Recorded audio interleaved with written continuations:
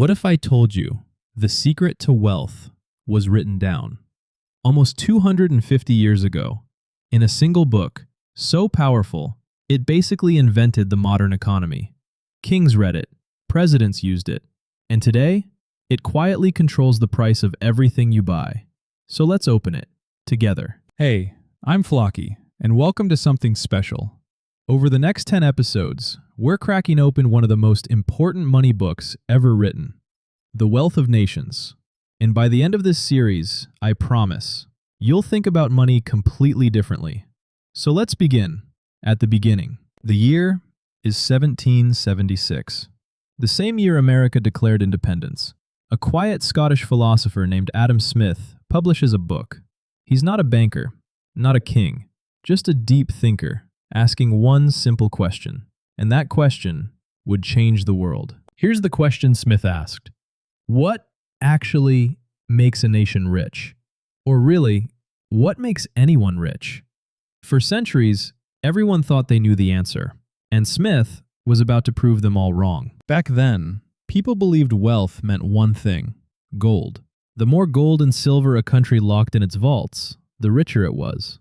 So nations hoarded it, fought wars over it, refused to trade it away. They thought wealth was a pile of metal. But Smith said, no.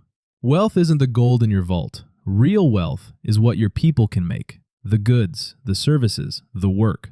A nation isn't rich because it hoards. It's rich because it produces. And that changed everything. So how do you produce more? Smith's first big idea, and honestly, it's the most powerful one in the whole book. He called it the division of labor, and to explain it, he walked into a pin factory. Imagine one worker trying to make a pin completely alone. He has to draw out the wire, straighten it, cut it, sharpen the point, attach the head, all of it, by himself.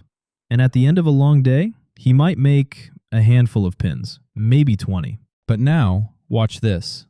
Take 10 workers, and instead of each making a whole pin, give each one a single step. One draws the wire, one cuts, one sharpens, one attaches the head, specialists. And together, those 10 people don't make 200 pins. They make over 40,000 a day. Same people, same hands, just organized differently. So what does that mean for you?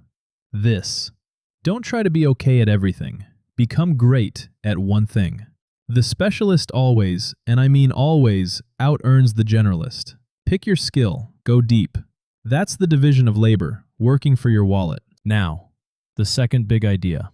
And it's almost magical. Think about your city. Every single morning, thousands of people get fed. Bread on shelves, coffee poured, meat at the butcher. But here's the thing. Nobody is in charge of that. No one wakes up and organizes it.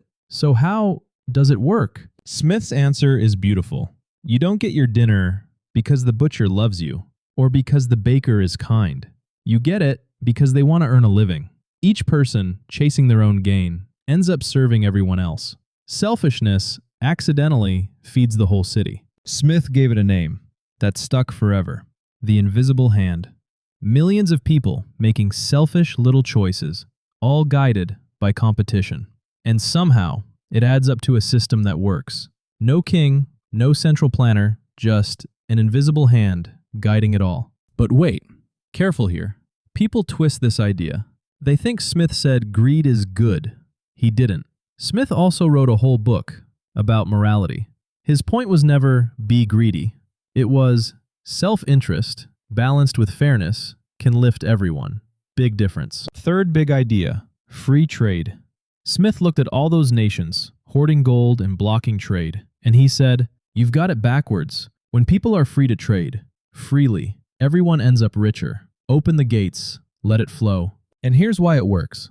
Competition. When sellers compete for you, they fight to give you better stuff, at lower prices. Free markets don't just split the pie differently. They make the whole pie bigger, for everybody. So how do you use this? Stop thinking like a hoarder. Start thinking like a producer. Your real wealth isn't the cash sitting in your account. It's the value you can create. Your skills, your work, your ideas. That's your gold mine. And one more. Smith showed that money grows when it's put to work, producing. So don't let your money sit idle. in a drawer, like an old king on his gold. Put it to work in productive things. That is how wealth actually compounds. And look, this isn't ancient history. The price you paid for your coffee this morning, the job you have, the markets you invest in, all of it traces back to the ideas in this one little book. Adam Smith is still running your life. You just didn't know it. So let's lock it in. 1. Real wealth is what you produce, not what you hoard. 2. Specialize. The division of labor multiplies everything. 3. The invisible hand lets free markets feed the world. That's the heart of the book, and we've only just opened it. Next episode, we go deeper into that first big idea, the division of labor, and exactly how you can use it to build your own income. Trust me, you don't want to miss it. So if you're ready to actually understand money, not just chase it, hit subscribe. We're doing this together. One episode, one idea at a time. I'm Flocky. Let's get financially free together. See you in the next one.